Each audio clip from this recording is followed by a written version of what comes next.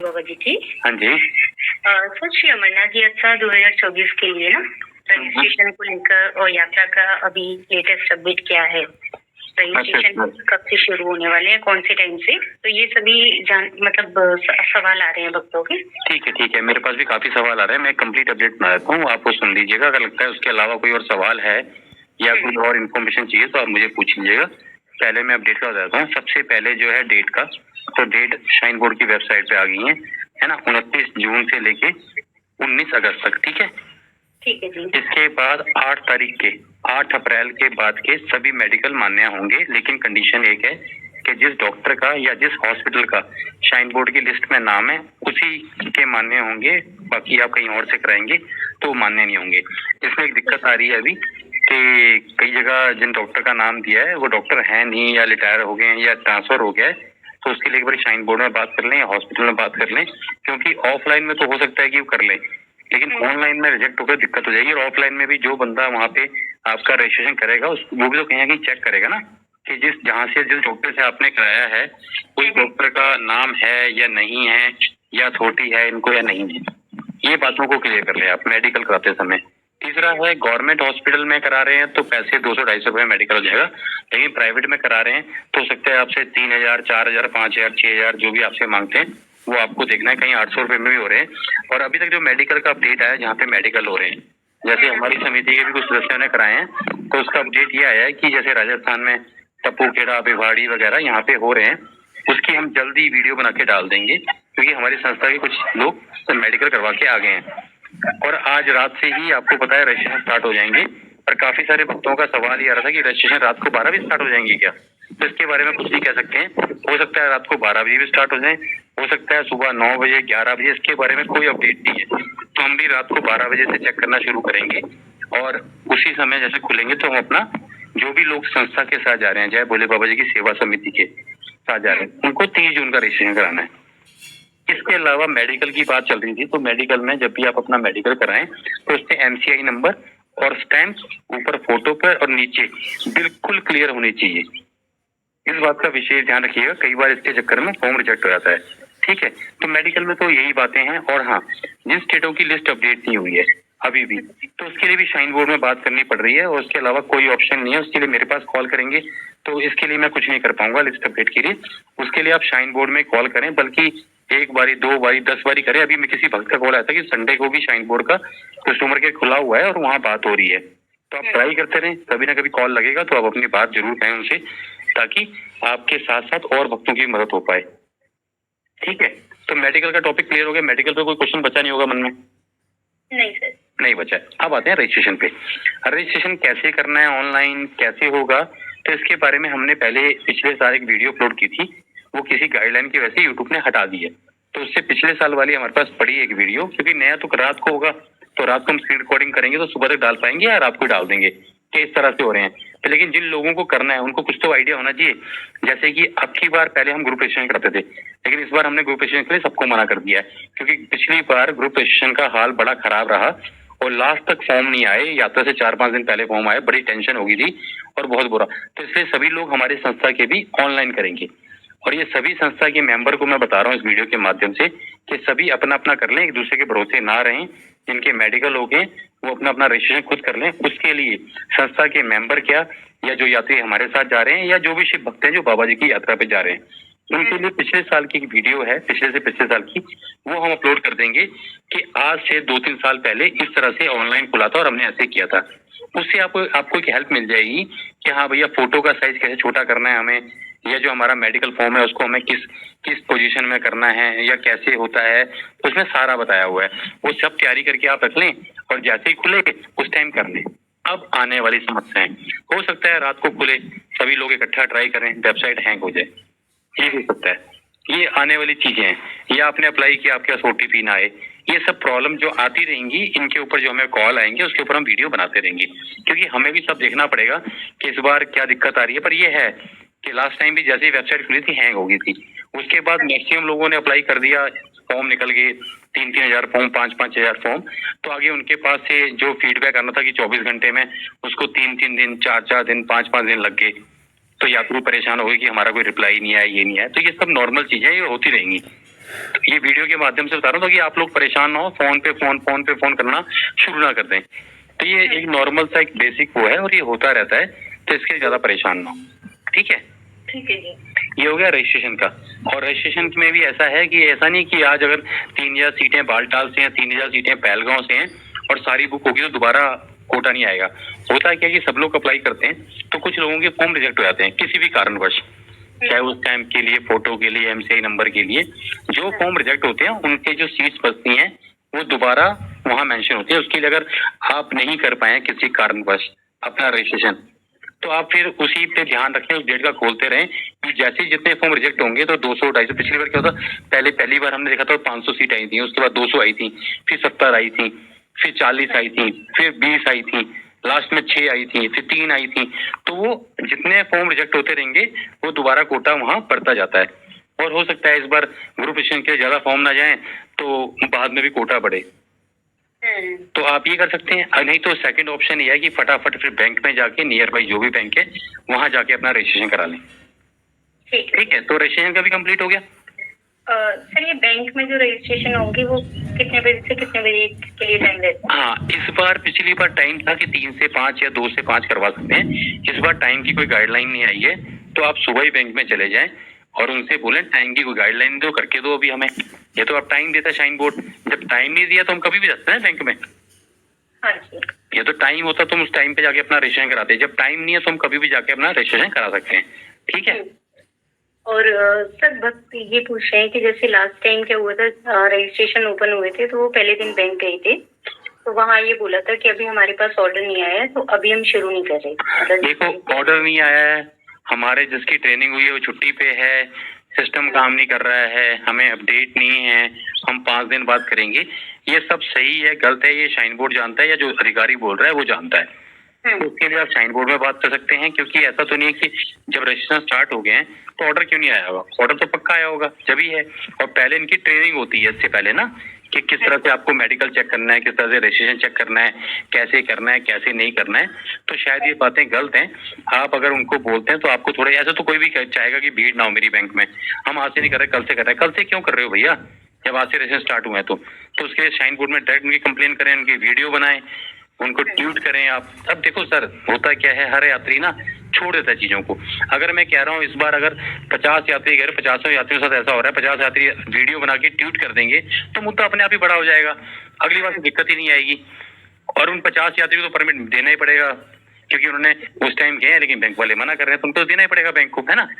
तो ये हमारे अंदर कमियां होती हैं, बैंक की इसमें कोई कमी नहीं है। जब हम थोड़ी सी ढील देते हैं तो बैंक वाले वो, क्योंकि जो सिस्टम बना हुआ है वो करना पड़ेगा ना आपको। ये नाम आया, साइन बोर्ड ने नाम दिया, ऐसा थोड़ी कि मैं अपने घर से सो के उठा और आपके पास मैं अपना रजिस्ट्रेशन कराने आ गया। कोई सिस्टम बना है, हम सिस्टम को फॉलो कर रहे हैं, आप भी फॉलो करो और करो अपना। नहीं कर रहे हो तो लिख के दो हमें, मैं उनकी वीडियो बनाओ, कंप्लेन करो, ऊपर अधिकारी में करो, शाइन बोर्ड में करो। ठीक है। हाँ, उसके लिए भी फिर परेशान होने की जरूरत नहीं। तो 2 टॉपिक हमारे क्लियर हो गए। ठीक है। इसके बाद आता है, काफी सारे भक्तों का कॉल आ रहा है कि हमारे एग्जाम है, हमारे घर में शादी है, हमें टूर पे कहीं जाना है, तो आप बस की पेमेंट ले लो। तो मैं ये कहना चाहता हूँ कि इस मंडे को तो कल से रजिस्ट्रेशन स्टार्ट है, पर नेक्स्ट मंडे तक कोशिश करते हैं कि सबसे बस की पेमेंट ले ली जाए। तो उससे हमें भी एक आइडिया लग जाएगा कि हमें कितनी बसेस बुक करनी है ना। तो उससे वो थोड़ा सा वेट कर लें, क्योंकि सब लोग अपने इस सेशन में बिजी हैं। और दूसरी बात ये है कि अभी मैंने बस की पेमेंट ले ली, पोज करो, और कल को बंदे का परमिट नहीं बन पाया तो वो गलत है ना मेरे लिए भी। फिर मैं पैसे लूंगा, वापिस करूंगा। तो मैं देखता हूँ या तो इस मंडे को या उससे अगले मंडे को, जब तक मुझे लगेगा कि 80% लोगों का रजिस्ट्रेशन हो गया है, लोग तैयार है पेमेंट देने के लिए, तो ले लूंगा। अभी तो कोई मतलब नहीं बनता पेमेंट लेने का, है ना, क्योंकि मैं बस बुक कर दूं आगे और पता चला कि काफी सारे लोगों का नहीं हुआ और बसें बुक हैं, तो फिर मेरे नुकसान हो जाएगा। तो बस की पेमेंट के लिए भी बार बार कॉल ना करें। और बस की पेमेंट जो होगी वो वैसे होगी सेम, एक दिन पहले वीडियो बनाई जाएगी कि कल इस टाइम पे वीडियो आएगी, आप देखिएगा, जो अकाउंट नंबर होगा उसमें।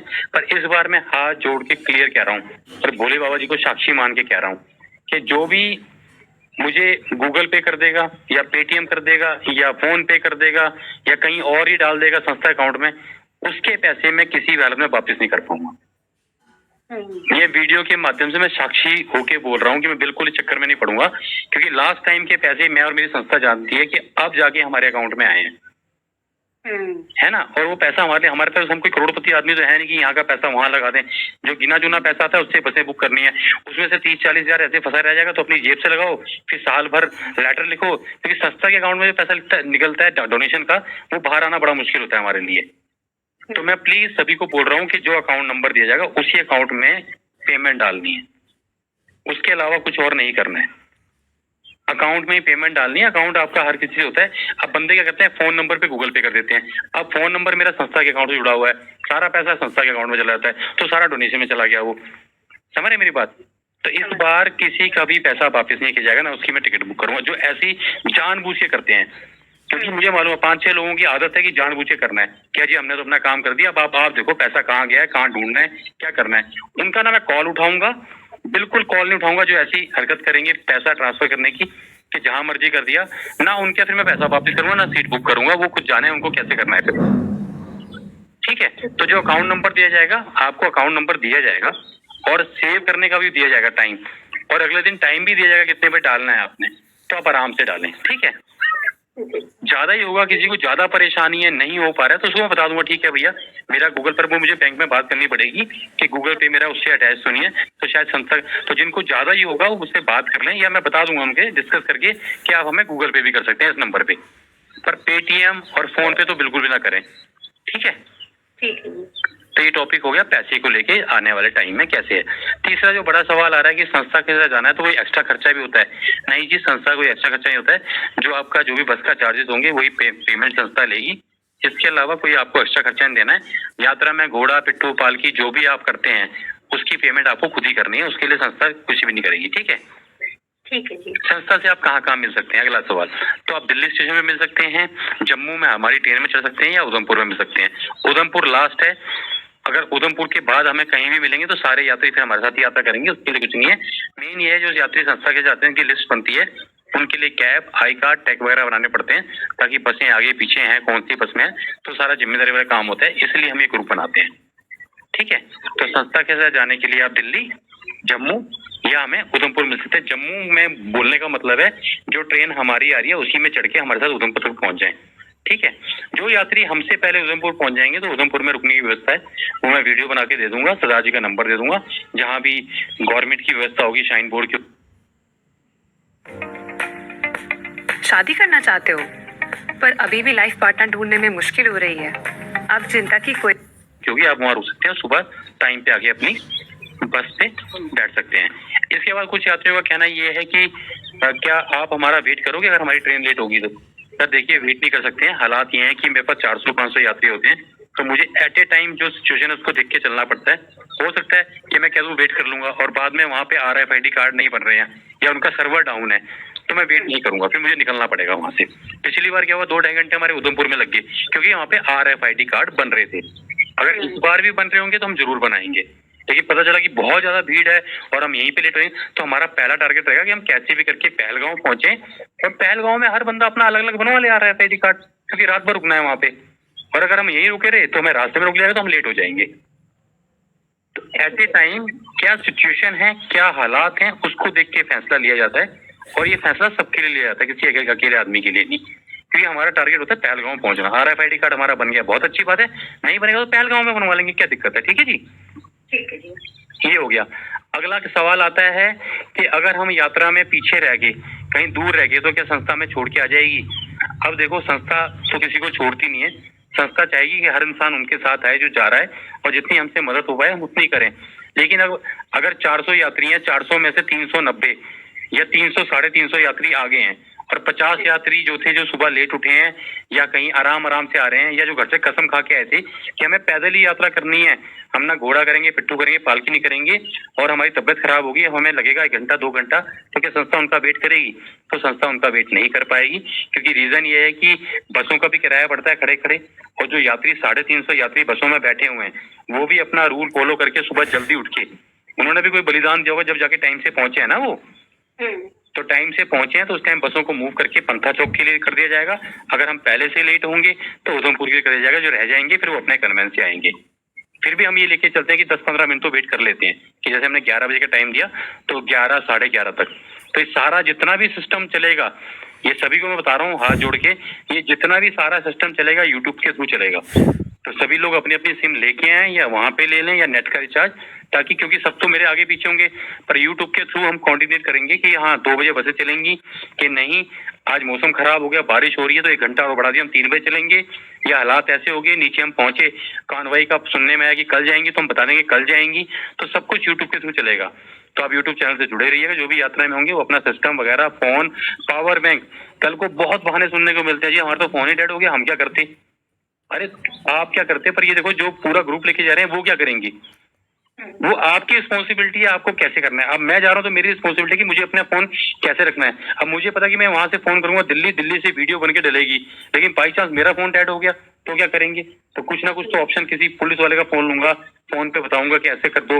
अगर इंटरनेट ही चला गया कुछ ना कुछ, तो सेकंड जो बेस्ट ऑप्शन, आप अपने दिमाग से सोचिए कि बेस्ट ऑप्शन क्या हो सकता है।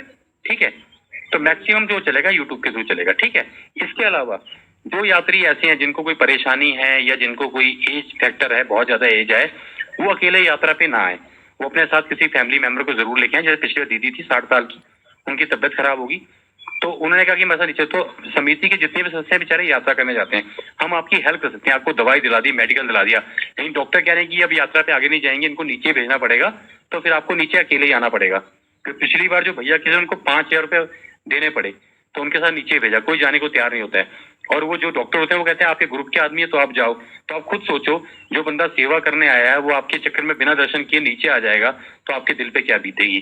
जब आपको मालूम है कि मेरी तबियत खराब हो सकती है या मेरे अंदर इतना स्टेमिना नहीं है, पहले तो गलती खुद ही करते हैं। उन दीदी की तबियत काफी पहले खराब हो गई थी, पर उन्होंने बताया नहीं, अकेले ही चलती रही, कहीं घोड़ा कर ली, कहीं पालकी कर ली।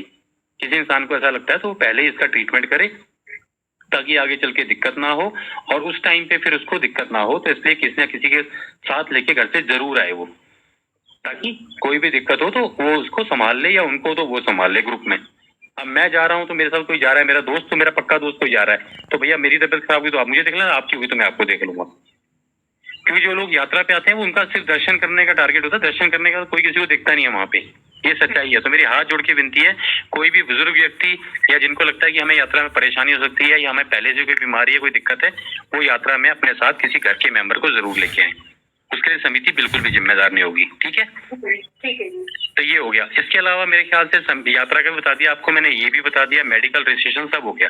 कुछ और बचता है? सवाल था, हाँ जी, एक और सवाल था। पूछिए।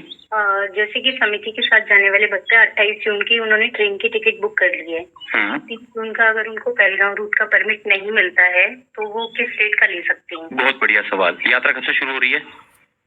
29 जून से। हाँ, आप या हम 29 का भी ले सकते हैं। अगर इनकेस कोशिश करेंगे पहले 30 जून का लें, पर 30 जून का नहीं मिलता है किसी कारणवश, तो हम 29 का भी ले सकते हैं। तो क्या होगा उसमें, फिर ये बताना पड़ेगा। बाई चांस वो कहते हैं आपको 29 का कहाँ रह, तो बता देंगे वहाँ पे तबियत खराब हो गई थी, लेट हो गए थे। तो कोशिश करें कि 30 का लें। 30 का नहीं मिलता है किसी भी कंडीशन में तो 29 का लें, पर किसी भी कंडीशन में 1 तारीख का ना लें।